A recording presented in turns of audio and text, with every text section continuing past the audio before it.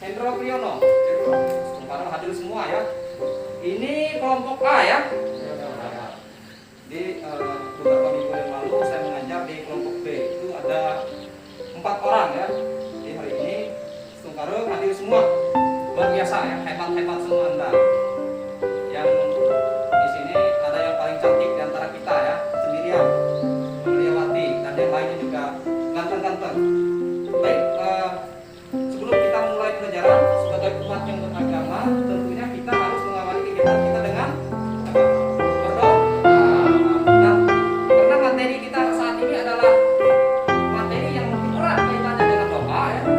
Saya mohon salah satu orang untuk seikhlasnya maju untuk kita berdoa. Silakan. Ya.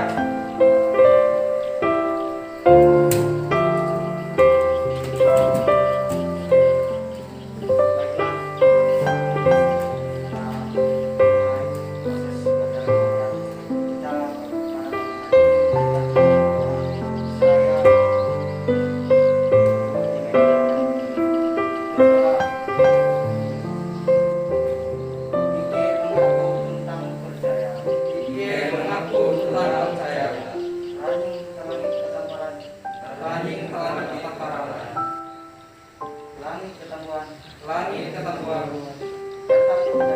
peta kepajakan, nyalung kependuyan, rata,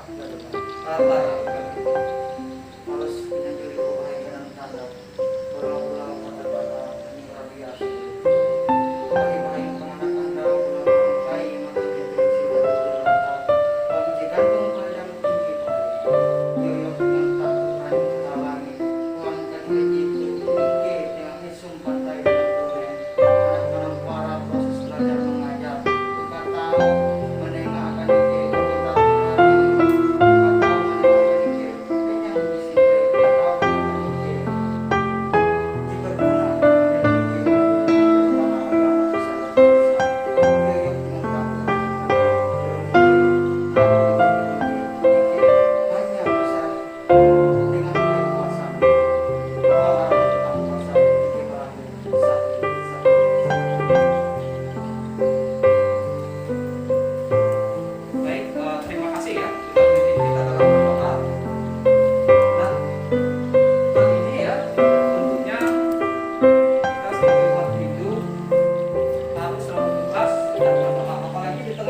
pandemi COVID-19 ini. Jadi di tengah COVID-19, Bapak berharap Anda semua harus selalu semangat untuk belajar ya. Jadi harus semangat belajar baik di sekolah maupun di rumah. Karena sekarang waktu kita belajar di sekolah ini kan sangat singkat ya. Jadi Anda harus lebih aktif belajar di rumah. Jadi memperbanyak ilmu pengetahuan di rumah. Nah, jadi itu yang Bapak rasa harus kita lakukan di tengah pandemi COVID-19 saat ini. Nah, baik, silakan Anda semua ya mempersiapkan diri, memperhatikan proses pelajaran yang akan kita lakukan, yaitu bisa dilihat di monitor materi kita hari ini. Perhatikan ada gambar itu. Itu gambar apa itu? Kira-kira? Gambar Pandava dan Sri Krishna. Jadi materi kita pada kali ini adalah kiatnya dalam Mahabharata ya. Kiatnya dalam Mahabharata. Jadi materi kita untuk pertemuan kali ini kita akan membahas kiatnya dalam Mahabharata. Nah, untuk Anda buku silakan dibuka ya sambil melihat di layar, karena materi ini juga ada di buku Pendidikan Agama Hindu dan Bersih kelas 11. Silakan dibuka bukunya halaman 27 erat kaitannya sambil diperhatikan juga di layar. Nah, jadi perhatikan tayangan PPT berikut ini ya.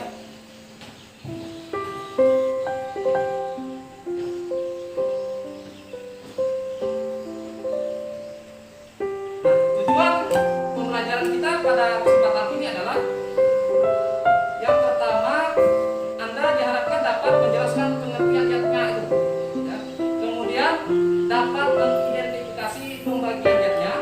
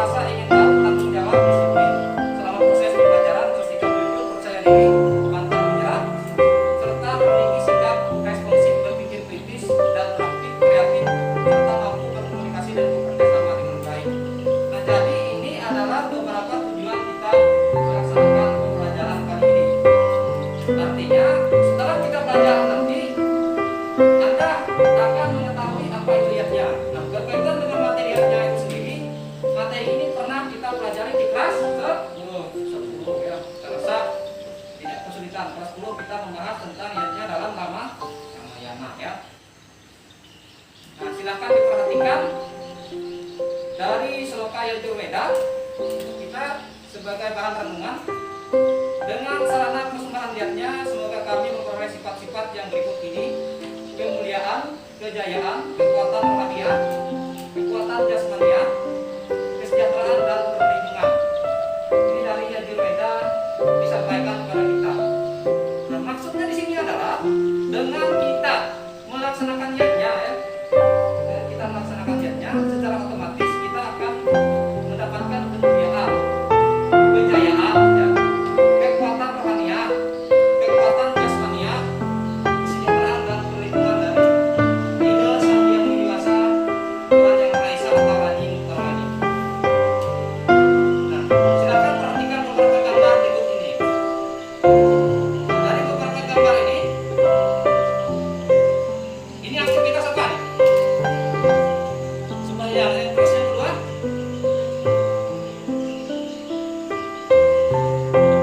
yang kedua, menyiram tanaman, ya. Yang ketiga, belajar.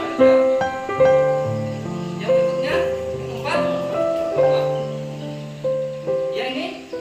Nah, jadi berdasarkan apa yang Anda lihat pada gambar tadi, nah, kira-kira apa itu yatnya? Jadi gambar-gambar tadi menunjukkan sebenarnya adalah pelaksanaan yatnya. Apa itu yatnya? Ada yang tahu? Ya, persembahan atau korban suci yang dilaksanakan dalam bentuk sembahyang. Apakah hanya itu atau ada yang lain? Ini ada, kalau kita lihat ada gambar belajar, ya. Ada gambar makan. Apa yatnya?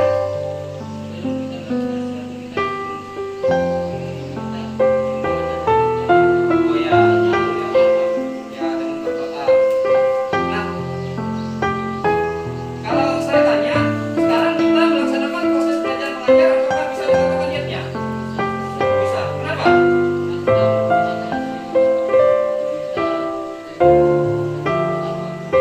Meminta dari Tuhan Yang Maha Esa, ya. Jadi intinya, ya, jadi inti dari niatnya itu apa saja, ya, aktivitas atau kerja atau perbuatan yang kita lakukan di dunia ini, ya, yang semuanya itu dilakukan dengan keikhlasan, bisa dikatakan niatnya.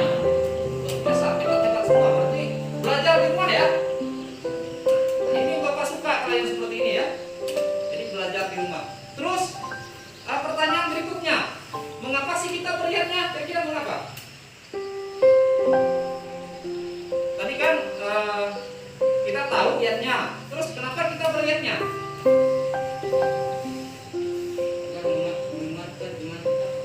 Ya, untuk meningkatkan iman atau serada dan bakti. Ada lagi? Ada? Kenapa kita beriatnya, ya? Ini di dalam konsep Hindu kan pernah kita pelajari di kelas dulu. Niatnya itu adalah untuk membayar hutang kita kepada Tuhan Yang Maha Esa, ya. Membayar hutang kita kepada Maha Bersih, ya. Bagus, lembur, ya, ya. Nah, di dalam kehidupan kita di dunia ini, kita ada itu karena adanya Tuhan. Kita memperoleh pengetahuan karena adanya kan bersih. Kita bisa berdiri saat ini itu karena ada orang tua kita. Nah, karena di dalam konsep hidup kita mengenal itu dengan sebutan apa? Jadi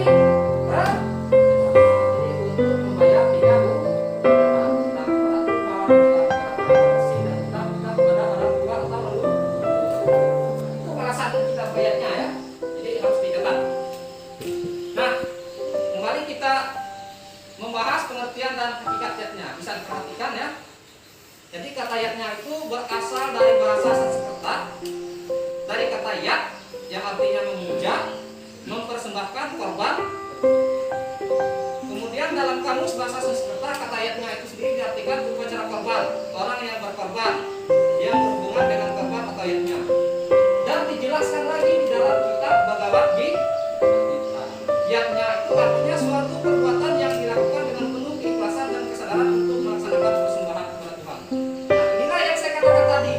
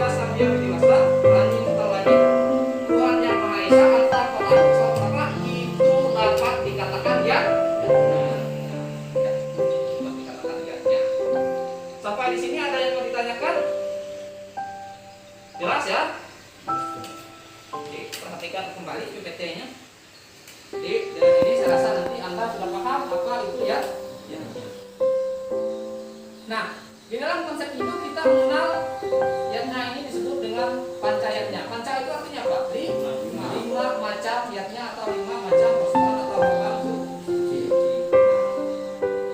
Ini pertama ada dewa, yang kedua bersih yatnya, yang ketiga yatnya, empat, yang kelima. Kalau dewa yatnya ada yang tahu nggak? Sebelum kita bahas. Ada?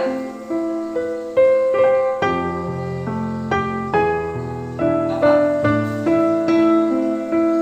Riwayatnya adalah korban suci ya, yang tulus ikhlas yang diaturkan kepada Sang Hyang Widi Raning Hatala dengan segala manifestasinya, ya, dengan segala manifestasinya. Contohnya kita melaksanakan puja di Sang Hyang atau tadi melaksanakan doa pada saat belajar atau doa sehari-hari ya, atau juga melaksanakan sembahyang atau basarah di balai basarah pada hari Kamis. Ini ada gambar sembahyang di gambar basarah ya, atau piodalan puja wali di pura dan lain sebagainya. Itu disebut dengan dewa ya. Jadi dewa yatnya itu adalah kita menyembah upat atau ranjing kata tidak Sang Hyang Widi beserta manifestasinya, atau sahur prapat sebutan kita umat unjuk kerengan. Lanjut ke yang kedua. Yang kedua tadi apa? Bersihat. Kalau bersihatnya ya, adalah korban suci yang tulus ikhlas kepada para resi. Para resi ya. Mengapa para resi? Jadi niatnya ini dilaksanakan karena para resi sudah berjasa untuk masyarakat melakukan puja surya swastika setiap hari. Para resi telah mendoakan keselamatan dunia beserta isinya ya. Dan para resi dalam hal ini orang yang disucikan dalam masyarakat ya. Jadi resi itu adalah orang-orang yang disucikan dalam masyarakat dan mereka memiliki pengetahuan ya, dan mendapatkan wahyu atau pencerahan dari Tuhan yang Maha Esa. Nah, dalam hal ini untuk masa sekarang para resi itu dikenal dengan visor atau basir ya. Kemudian pendeta ya, pendeta pemangku yang ada di Bali atau Hindu secara umum. Inilah orang-orang yang disucikan dalam masyarakat. Jadi kita wajib melakukan persembahan kepada mereka atau penghormatan kepada mereka. Kemudian yang ketiga, fitrayatnya. Fitra tadi artinya apa? Fitara atau leluhur. Ya, luar biasa ini anak-anakku yang ganteng, yang cantik ini sudah pintar-pintar semua ya. Nah, jadi kalau fitrayatnya adalah korban suci ya. Jadi di sini bentuk rasa hormat terima kasih kita kepada para fitara atau leluhur karena telah berjasa ketika masih hidup melindungi kita. Jadi fitrayatnya ini adalah korban suci yang tulus ikhlas yang ditujukan kepada para leluhur. Jadi kita sebagai umat Hindu ya, sebagai manusia yang memiliki lidah, memiliki hak pilih, tentu kewajiban kita sebagai orang yang telah dibesarkan oleh leluhur untuk memberikan persembahan secara terbaik ya, secara tulus ikhlas ya kepada leluhur. Ini sangat sesuai dengan ajaran di dalam kitab suci Weda. Umat Hindu saling memberi demi menjaga keteraturan sosial. Contohnya apa kira-kira? Nah ini gambar apa nih? Jadi bentuk kita mencintai leluhur. Jadi contohnya pelaksanaan tiba. Apa lagi selain tiba? Ada nggak? Ini bicara-bicara. Jorat dalam buka kita ya, selain tiba itu kan ada jorat, lurus, rukun, kumang. Tapi selain ini ada nggak lagi? Contohnya selain upacara ini, pelaksanaan fitrayatnya ada nggak? Menurut Anda? Itu beda ya. Jadi ini untuk leluhur ya. Jadi fitrayatnya ini selain untuk upacara adalah kita berbakti kepada orang tua ya. Orang tua yang masih hidup. Jadi jangan menunggu kita melaksanakan fitrayatnya setelah orang tua meninggal. Itu salah. Meskipun benar juga ya, bukan salah, keliru ya. Jadi selagi orang tua masih hidup kita juga bisa melaksanakan fitrayat dengan selalu berbakti. Seperti sekarang anak sekolah dengan benar ini sungguh-sungguh wujud bakti antar orang tua juga bisa dikatakan fitrayat. Jadi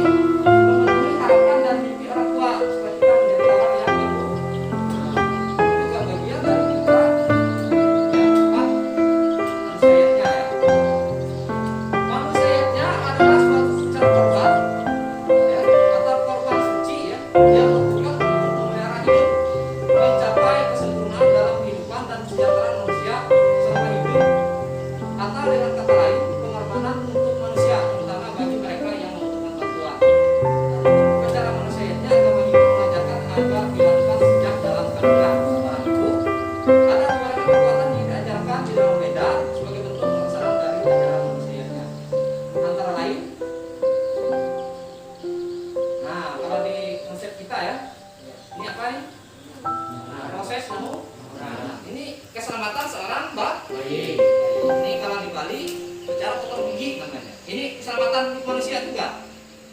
Sama ya. Kalau ini ya melaksanakan wibaha atau perkawinan. Nah, selain dari segi upacara ada enggak yang untuk keselamatan manusia itu bentuk manusia yang mengetahui ada enggak? Selain bentuk apa? Apa? Oh ya, hajat termasuk ya. Kalau maksud Bapak yang selain upacara. Kemarin kita di ketinggian hulu melaksanakan apa? Benar Pak? Membantu ya. Membantu orang yang terkena musibah, bencana banjir ya, memberikan sembako dan lain sebagainya. Itu juga wujud dari manusia ya. Itu salah satu contohnya itu. Atau ada yang kebakaran misalnya. Ya. Atau ketika ada tamu ya. Ketika ada tamu datang ke rumah kita sebutkan makan. Kita sebutkan minum, itu juga bagian dari manusia ya. Karena intinya ayatnya tadi kita melakukannya dengan ikhlas. Ya. Jadi semua bentuk kita menghormati manusia ya itu bagian dari manusia ya. Jadi meskipun di sini tadi kita membahas upacara, ada hal-hal yang berkaitan dengan kiatnya juga yang bisa kita lakukan dalam kehidupan sehari-hari, termasuk Anda dalam berteman, dia dalam bergaul, saling menghormati, menghargai satu sama lain. Ya, saling memberi ya, memberikan bantuan yang bisa Anda berikan. Bisa teman Anda kehabisan ngapain misalnya, Anda berikan ngapain Anda secara ikhlas, teman Anda itu juga bagian dari manusia ya. Simpel sekali sebenarnya. Kita masuk ke yang ke butayatnya ya.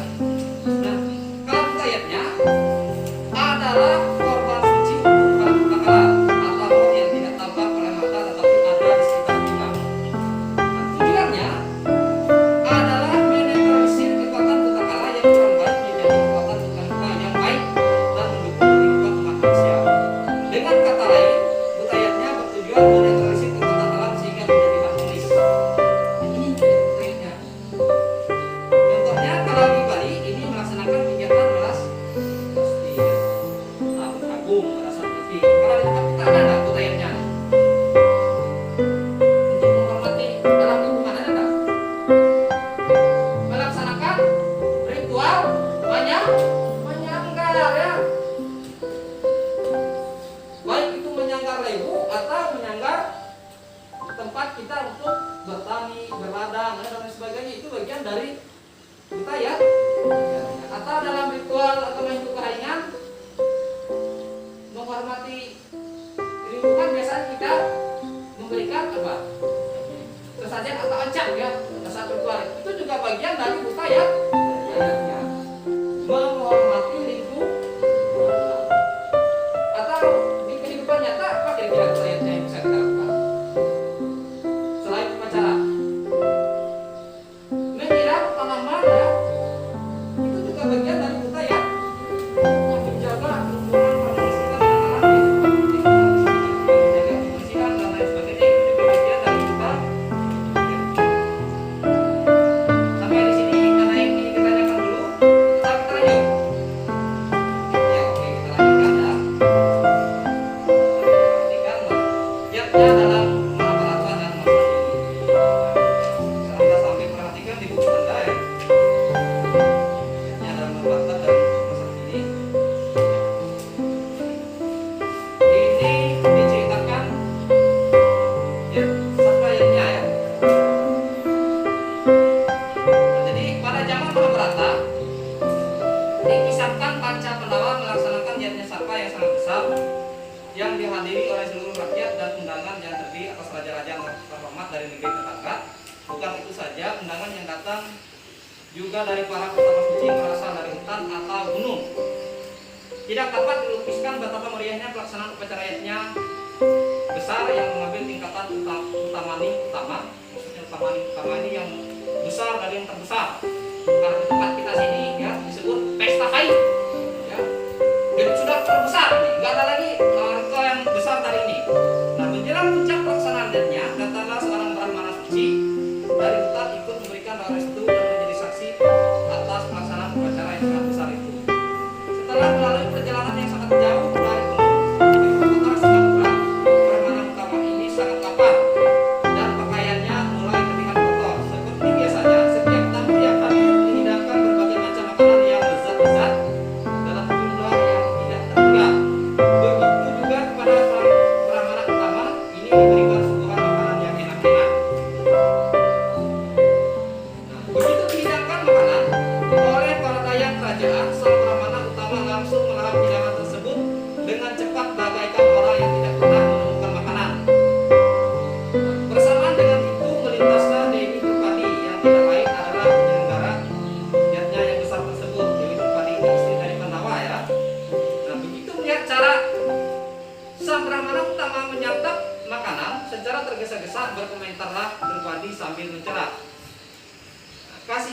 brahmana utama itu seperti tidak pernah melihat makanan.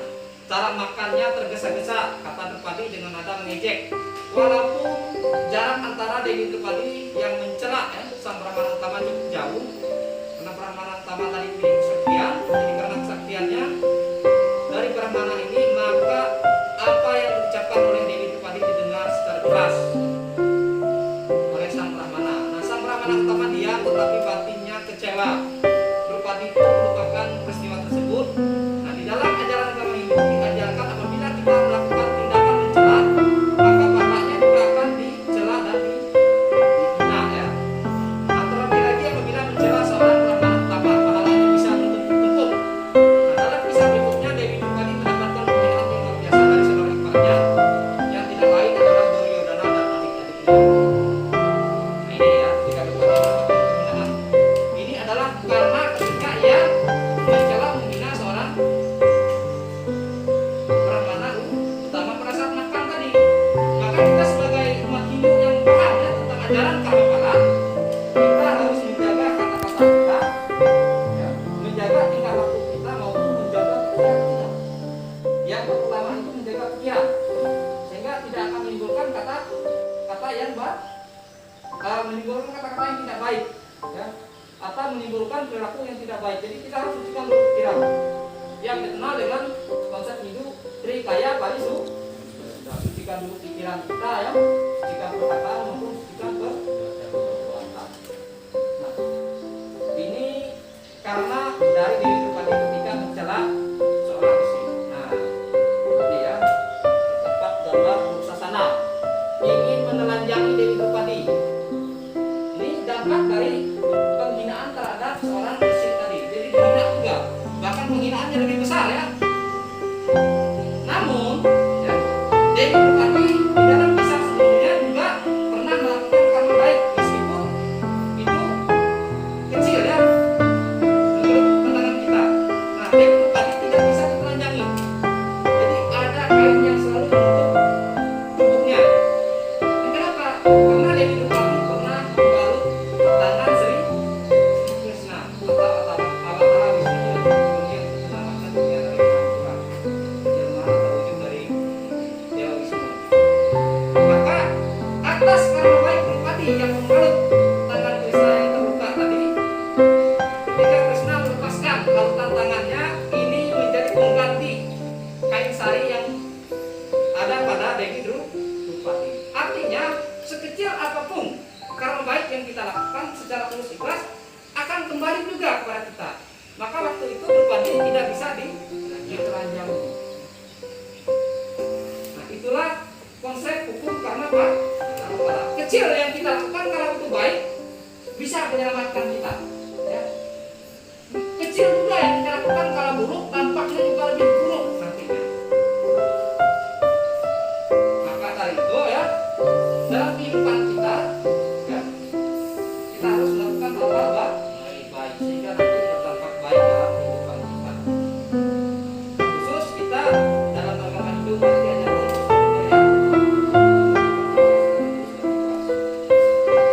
Baik, kita lanjutkan. Atau sampai di sini tadi ada pertanyaan? Ada? Nggak ada. Jadi makna yang dapat kita petik dari ini tadi adalah bagaimana kita sebagai umat Hindu selalu melaksanakan sesuatu dengan baik, dengan pikiran, perkataan, dan perbuatan kita, dan segala sesuatu dilakukan dengan penuh ikhlasan.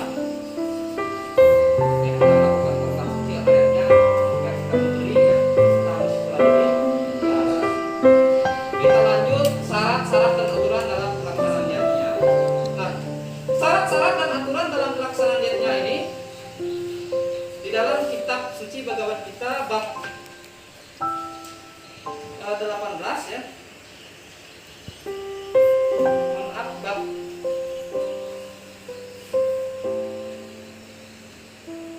17 dikatakan sloka 11 dan 12 menyebutkan ada 3 kualitas yatnya.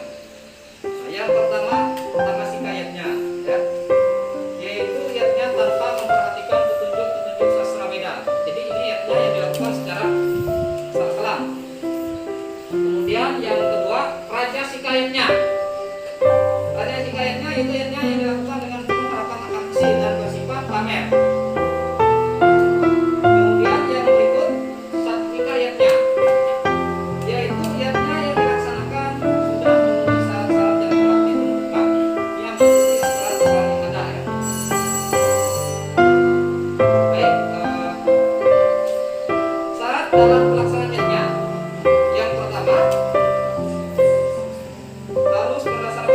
ya. Jadi niatnya itu harus berdasarkan sastra. Jadi harus berdasarkan kitab suci, ada pedomannya. Itu syarat dari pelaksanaan niatnya. Jadi ada pedoman, ya, harus berdasarkan Weda atau kitab suci. Kalau di tempat kita ini kan harus berdasarkan kitab suci karena peraturan, ya. Jadi ada pedomannya, ada sastranya, ada buku petunjuknya. Ini syaratnya. Kemudian yang kedua, berdasarkan serada ya. Serada atau keyakinan. Jadi pelaksanaan niatnya itu hendaknya dengan keyakinan penuh ya, yaitu keyakinan kebenaran yang bersifat mutlak. Jadi pelaksanaan niatnya itu tidak boleh ragu-ragu, harus dengan keyakinan, harus dengan kepercayaan penuh, total. Tidak setengah-setengah ya. Kita yakin bahwa apa yang kita lakukan itu adalah sebuah kebenaran. Nah, itu konsepnya. Kemudian laskaria. Jadi kita melaksanakannya harus ikhlas. Karena niatnya itu dasar utama dari pelaksanaan niatnya adalah keikhlasan. Jadi saya yang mana antara yang melaksanakan niatnya itu harus ikhlas. Ikhlas melaksanakan. Kemudian daksina. Daksina ini memberikan dana kepada umat kita. Ini ada kesusahan pada wanita atau orang yang memimpin upacara, para resi ya, para suci yang memimpin upacara pada saat itu. Ada daksinanya, ada persembahannya. Kalau kita di Kalimantan Tengah biasanya disebut dengan lalu. Dan berikut pelaksanaan niatnya ini harus didasari mantra. Ya, artinya setiap pelaksanaan upacara keagamaan yang berkualitas unsur mantra dan kita nyanyian pertemanan itu harus ada. Kalau di tempat kita biasanya dilakukan dengan tanda dan tabur. Ada mantranya, ya, ada mantranya, harus ada itu. Mantranya itu harus berdasarkan sastra tadi, berdasarkan petunjuk yang ada, ya. Kemudian nasmuta, niatnya dilaksanakan tidak untuk pamer. Ya. Jadi melaksanakan niatnya itu bukan untuk memamerkan kekayaan, ya. Bukan untuk menyatakan bahwa kita lah yang mampu menyelenggarakan niatnya yang paling besar misalnya. Tidak seperti itu, tapi untuk menyatakan ketulusan ya, keikhlasan, persembahan kepada Tuhan yang Maha Esa beserta segala manifestasinya. Itu ayatnya. Jadi dasarnya tadi keikhlasan dan tidak untuk pamer. Kemudian yang ketujuh anaswana, yaitu memberikan pelayanan kepada masyarakat dengan cara mengundang untuk makan bersama. Memberikan makan kepada para tamu. Nah, apa di sini ada yang ditanyakan? Ada ya? Kita masuk pada daksina dan pemimpin. Jadi kita perhatikan. Ya.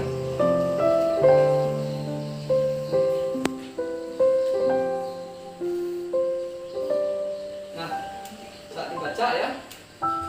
Setelah perang Baratayuda usai, si Krishna menganjurkan kepada para Pandawa untuk menyelenggarakan upacaranya yang disebut Asmawedayatnya, upacara korban kuda yang berfungsi untuk mensucikan secara ritual dan spiritual negara Hastinapura dan Indraprastha karena dipandang telah bete atau kotor akibat perang besar Baratayuda yang berkecamuk. Ya.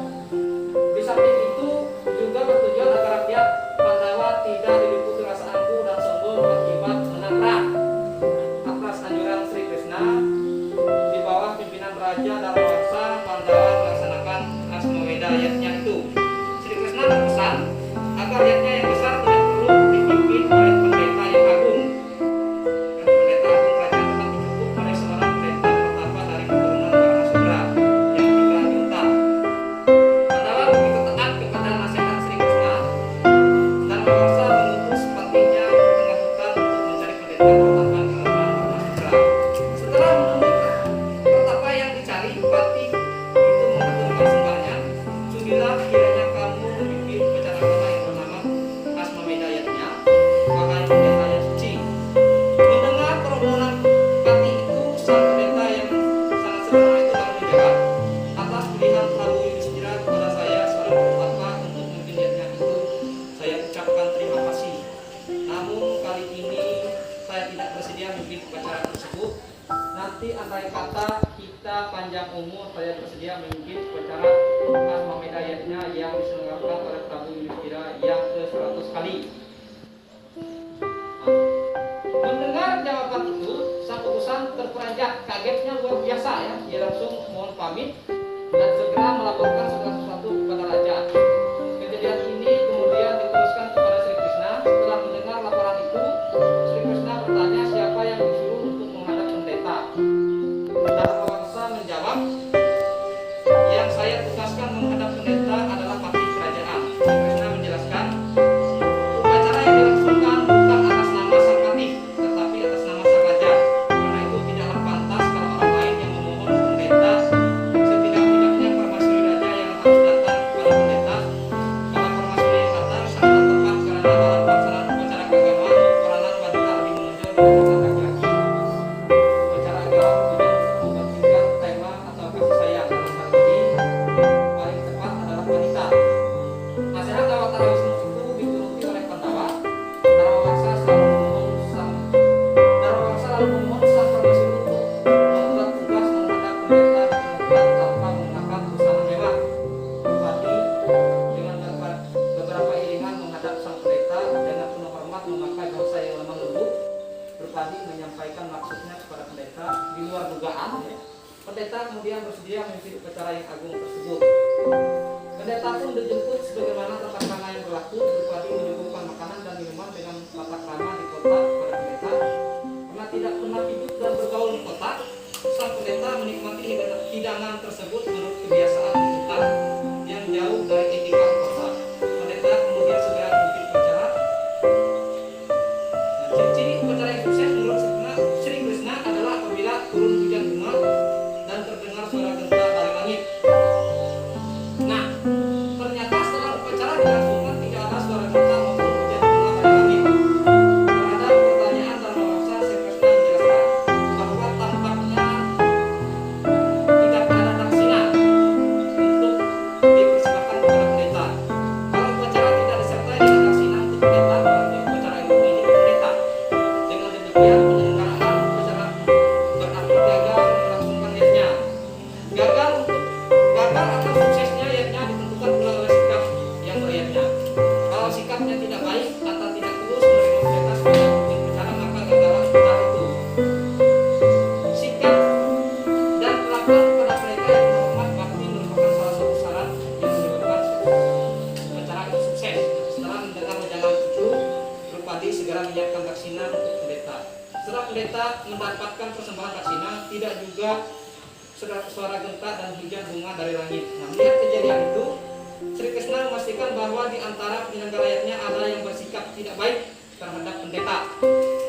Atas wejangan Sri Krishna, Drupadi secara jujur mengakui bahwa ia telah mentertawakan sang pendeta yang memimpin upacara rakyatnya, walaupun hanya dalam hati mengatakan, yaitu pada saat pendeta menikmati hidangan tadi. Memang dalam agama Hindu, pendeta mendapat kedudukan yang terhormat bahkan dipandang sebagai perwujudan dewa. Karena itu sangat fatal akibatnya kalau yang bersikap tidak sopan kepada pendeta. Nah, beberapa saat kemudian Drupadi datang menyembah dan memohon maaf dan memohon ampun kepada pendeta. Jatuhlah bunga dari langit disertai suara genta yang nyaring memahana. Ini pertanda ayatnya Asma Medayat sukses. Nah, berdasarkan cerita tadi, apa yang dapat Anda petik maknanya? Ada nggak? Apa? Jadi melaksanakan upacaranya itu harus dengan dari rasa, harus menghormati pendeta, harus memberikan daksina kepada pendeta. Jadi kita itu betul-betul harus suci secara lahir batin dalam melaksanakan melakukan persembahan secara tulus ya. Pokoknya dari kata-kata kita, tingkah laku kita, perilaku kita, meskipun dalam hati, meskipun di angan-angan kita, ya, itu menentukan sukses dan tidaknya sebuah ya. Baik, sampai di sini ada yang ditanyakan? Nah, kalau tidak ada, saya perhatikan ya, ada uji kompetensi. Namun uji kompetensi ini ada juga di RKPD ya.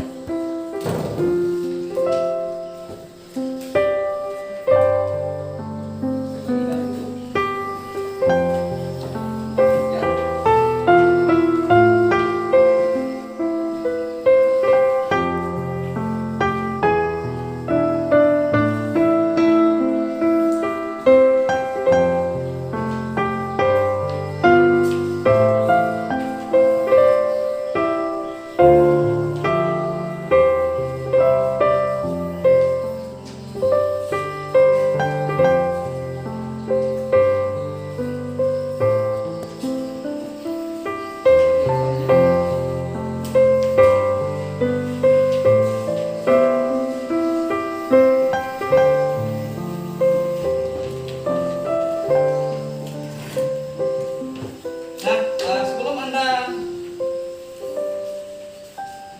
mengerjakan LKPD itu ya, jadi sebelum dikerjakan,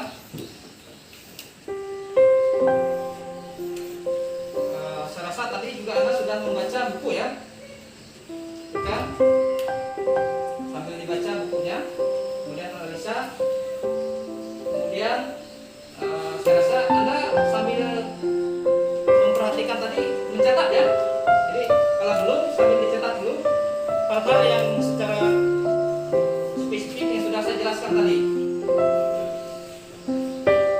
Kemudian kalau ada hal-hal ya, yang kurang Anda pahami, kurang dimengerti pada saat saya menjelaskan tadi, atau ada hal-hal yang kurang jelas di buku, silakan bisa ditanyakan dulu. Ada? Ada enggak?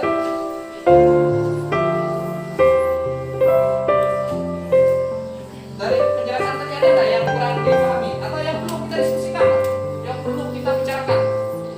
Ada? Sudah mengerti semua? Sudah? Sudah? Nah, jadi kalau sudah ya, jadi dapat saya simpulkan, niatnya tadi adalah korban suci yang terus ikhlas atau segala aktivitas yang kita lakukan secara tulus dan ikhlas untuk memuja, memuji, mengagungkan, memuliakan Tuhan Yang Maha Esa atau Ida Sang Hyang Widi, itu adalah ya niatnya. Niatnya tadi terdiri dari pancayatnya ya, pancayatnya tadi terdiri dari dewayatnya, resiyatnya, manusiayatnya, dan ya fitrahnya maupun utayat. Utayatnya ada 5 ya. Dewayatnya, resiyatnya, fitrayatnya, manusiayatnya, dan utayatnya. Kemudian syarat-syarat dalam pelaksanaan niatnya tadi ada berapa? Ada tuh. Ada sastra ya. Serada, Prastakarya, Daksina, Matra, dan Nasmita maupun Manasana. Kemudian dalam pelaksanaan upacara kita perlu memberikan daksina kepada seorang pendek agar pelaksanaan kita itu berjalan dengan lancar. Kemudian di sini tadi juga dalam kehidupan sehari-hari kita tahu bahwa kita di dunia ini semua perbuatan kita ada dampak dan hasilnya ya, dampak dan perbuatan. Jadi kita harus selalu melakukan perbuatan baik dan tulus ikhlas. Jadi salah satu kerja. Kemudian silakan Anda mengerjakan LKPD tersebut ya.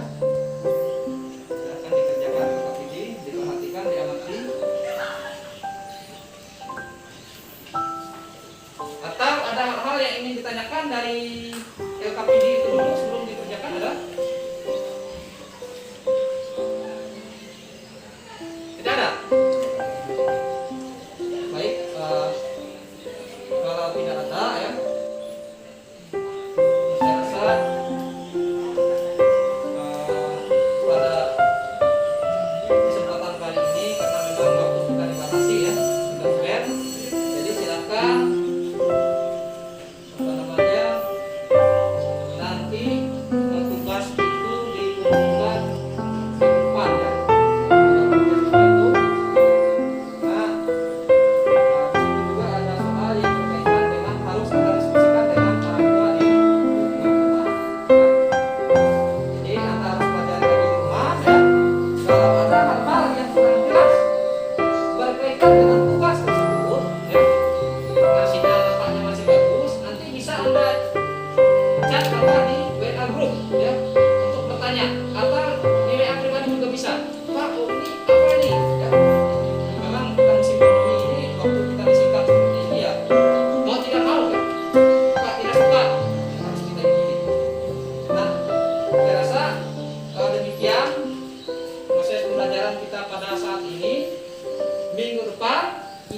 Kalau melanjutkan tentang yatnya ini juga ya. masih materialnya, namun kita lebih mengamati praktek-prakteknya yang ada di dalam kehidupan sehari-hari. Jadi nanti Anda membawa sarana-sarana untuk praktek ya, seperti daun kelapa. Jadi kita akan membuat beberapa sarana ya. Jadi membuat beberapa sarana termasuk yang digunakan dalam pelaksanaan giatnya. Misalnya membuat sarana dewayatnya atau satu semeng pasarap ya, seperti tempat rami, kampung tawar, nah ini yang akan kita lakukan. Jadi selain kita memahaminya juga prakteknya harus bisa. Nah, di dalam kehidupan sehari-hari juga ya, kita bisa mempraktekkan bagaimana sikap sembahyang, bagaimana sikap pasrah yang baik dan benar. Nah, itu yang kita lakukan di depan. Kemudian saya rasa juga Anda juga harus menganalisis ya, harus tahu contoh-contoh yang adalah kehidupan sehari-hari. Misalnya basarah itu masuk dewa ya, itu salah satu contohnya, dan lain sebagainya ya. Atau upacara perkawinan masuk manusia ya, ayatnya, dan lain sebagainya. Jadi itu untuk minggu depan. Nah, sebelum kita akhiri ya, kita sebagai umat yang beragama ya, yang beriman, bertakwa, kita tentu harus menutup proses pembelajaran kita dengan kembali berdoa. Semoga ya COVID ya 19 ini atau virus corona ini segera berlalu, ya, segera berakhir, sehingga nanti jam kita belajar juga tidak dibatasi seperti ini ya, tidak dikurangi harus ada kelompok A, kelompok B, ini kan susah ya. Jadi kita tidak bisa, susah kalau kita berdiskusi, karena memang kalau kita sinyalnya bagus ya kita bisa berdiskusi dari rumah. Kadang-kadang sinyalnya hilang ya, itu kan masalah kita. Nah, sebelum kita berdoa, mari sebelum kita mengakhiri ya, mari kita kembali berdoa. Kali ini COVID dan kita selamat menjalani kegiatan kita di kehidupan sehari-hari. Berdoa kembali kita mulai. Ya Rahim, telah jatah lawan berlaku kuasa mimpi membayang atau menantilah para beres bari berbuat kerasan konflik disability, terutama coronavirus atau COVID. Perhatian pasti menantilah ngeja para ike kita itu mengat ike barasi suci keadaan jasmani dan rohani mengat bewe lima beres bari masuk arah 100 ngomong arahnya di atas sampai ke ike itu Rani Mentala melakukan kuasa mujan nyalung keringan belu pesan gong penaling asing mujan pintar perhati ike tugas kawe mangan ike umat induk halingan terkhusus siswa-siswi ike menjadi siswa-siswi jadi pintar relati dan terbang kiri pintar andal atau timbal tajamkan kuasa Rani Mentala ike berlaku sahih.